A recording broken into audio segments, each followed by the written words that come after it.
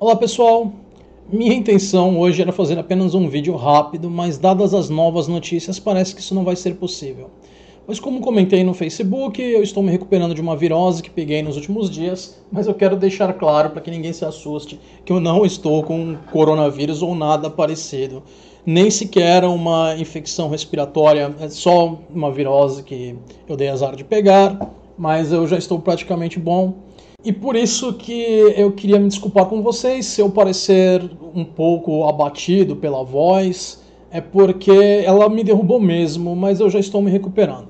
E quero destacar que precisei mudar como as fontes estavam apresentadas na descrição, porque o volume de fontes já está muito grande e existe um limite de caracteres que podem ser colocados na descrição. Cada semana o número de fontes aumenta mais e o espaço continua o mesmo, então eu estou tendo que compactar ao máximo as coisas. As fontes mais recentes sempre vão estar ao final, tudo bem?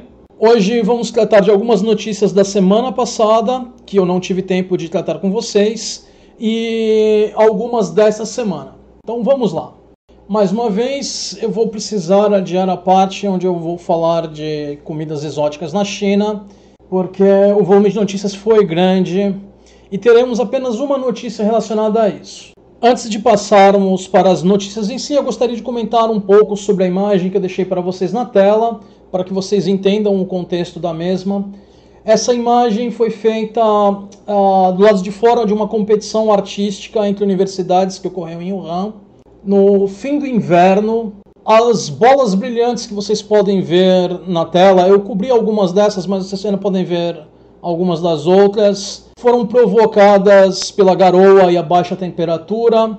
Enfim, eu sei que não é o caso de vocês apelar para explicações sobrenaturais, mas como estamos na internet, pode vir alguém falando que isso aí é fantasma ou coisa do tipo, porque tem maluco para tudo. Não é o caso de vocês, mas enfim. Então eu já deixo essa possibilidade encerrada aqui antes que alguém fale alguma besteira, ou tente usar isso para alguma besteira.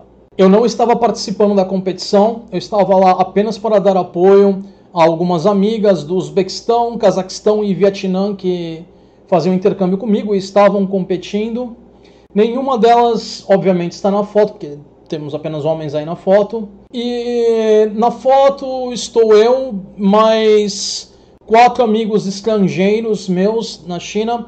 Um que já apareceu em outras fotos, porque era um dos meus melhores amigos na China.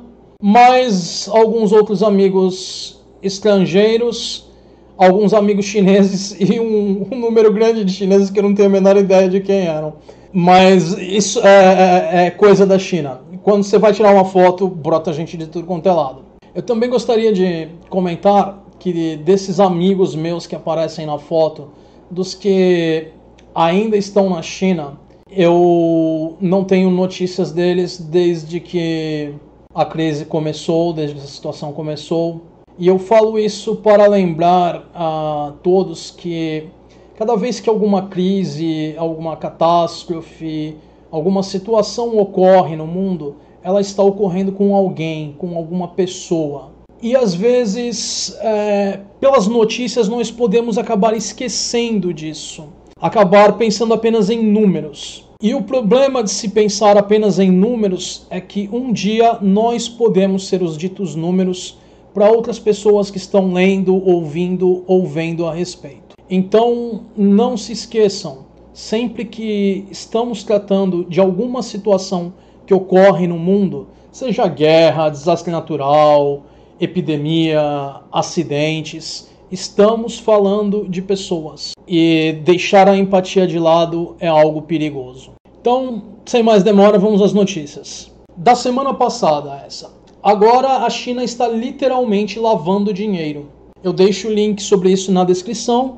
O governo chinês agora está recolhendo, desinfetando e destruindo notas da moeda chinesa para evitar a circulação desta, carregando a possibilidade de futuras ocorrências do Covid-19.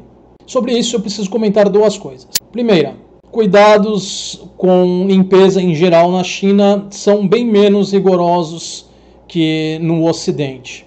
E mesmo aqui no Ocidente, dinheiro já é uma coisa suja. O outro ponto que eu preciso comentar é que a epidemia é de conhecimento mundial. Então, o governo chinês ele tem agora um interesse real no assunto para evitar ainda mais danos econômicos. Crises como essa, se elas forem divulgadas, elas podem criar instabilidade. E quando você tem governos preocupados com a própria estabilidade, principalmente isso ocorre com governos ditatoriais, esse tipo de situação tende a ser abafada, porque o regime não vai querer ser ameaçado de forma alguma. Enfim, continuando. Eu também gostaria de destacar que a OMS, na semana passada, havia descartado a possibilidade de um agravamento da epidemia. Os casos suspeitos aqui no Brasil agora são apenas 3, e muito provavelmente não teremos qualquer morte aqui no Brasil, e é improvável que tenhamos algum outro caso suspeito aparecendo pelo que estamos vendo no momento aqui. Então, mais uma vez, podem ficar tranquilos, mas sempre precisamos estar alertas a farsantes, pois estes estão em toda parte. E a vacina para fake news, como sempre, é o ceticismo. O mesmo caso se aplica à apologia e às asneiras de internet. Mantenham-se céticos e os trapaceiros não vão enganar vocês. Ou pelo menos terão muito mais dificuldade de fazê-lo. Mais uma vez eu gostaria de destacar a vocês, coisa que eu já comentei em outros vídeos, que vocês precisam se manter atentos às datas, não só das reportagens que eu coloco para vocês verem, para que vocês tenham uma ideia do ponto da crise e como essa está seguindo, mas também das datas em que eu estou postando essas coisas para saber que tipo de informação estava disponível para a minha pessoa no momento ou não, e assim vocês terem uma ideia mais correta da situação, porque estamos vendo uma situação que já está se desenrolando há meses e não sabemos quanto mais tempo isso vai levar.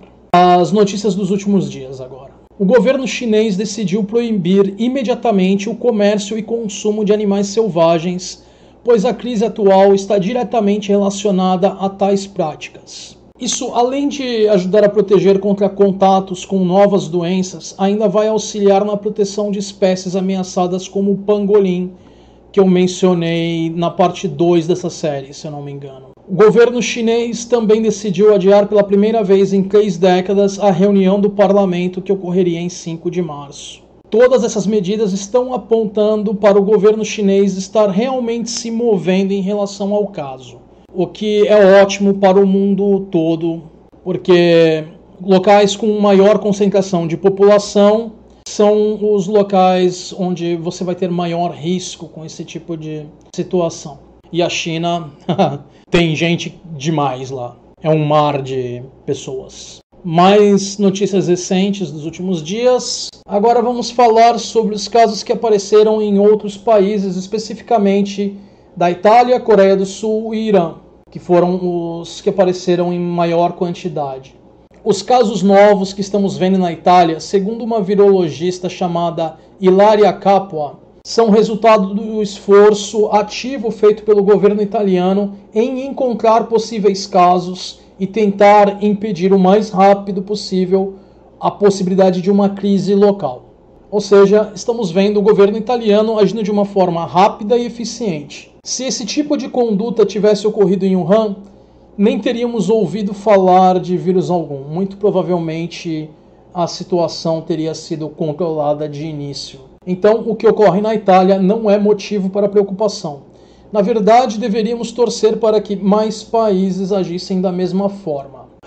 E é isso o que devemos esperar quando os governos acatam a declaração de emergência de saúde pública de âmbito internacional da ONU, que foi feita há algum tempo atrás. Eu já tratei com vocês. Isso não é motivo para pânico.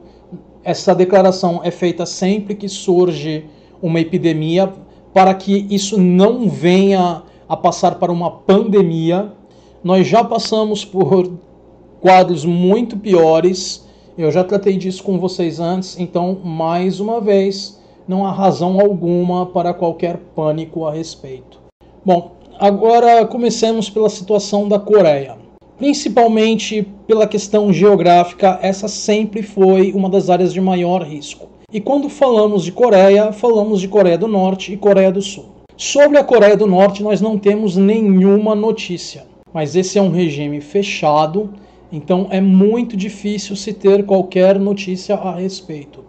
E é essa que faz fronteira terrestre com a China. No caso da Coreia do Sul, que temos notícias a respeito, o surto ocorreu na região de Daegu.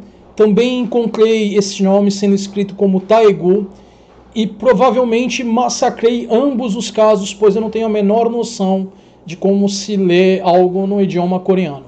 Quando eu estava na China, eu aprendi uma ou outra coisinha em coreano, mas isso fazem vários anos e eu nunca mais usei nada disso e eu já não lembro mais. Então, me desculpem se eu errei, se alguém souber a pronúncia correta, por favor, deixe na descrição ou mande para mim no Facebook.